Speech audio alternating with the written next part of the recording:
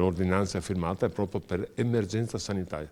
Io capisco e so perfettamente che si creano anche problemi per i bar, per i commerciali, per tutti quanti, sono un imprenditore, però non è possibile continuare con questo sistema, avere rianimazione strapiena. Padova chiude l'accesso alle auto al suo centro storico e chiede ai non residenti di non andare in città.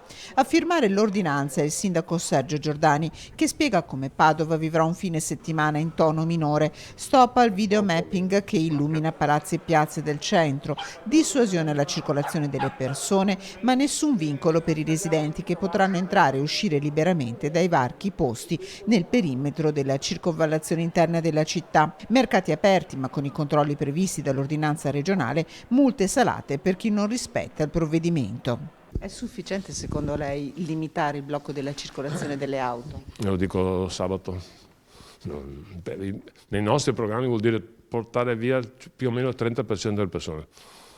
Per cui dovremmo raggiungere una cosa abbastanza logica.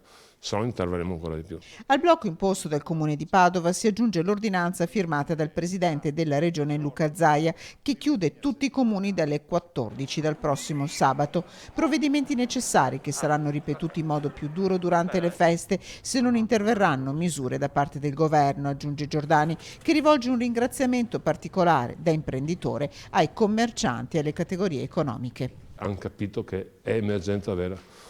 Io sono un imprenditore alla fine e so quanto costi a loro questa situazione. Io spero nei ristori da parte dello Stato.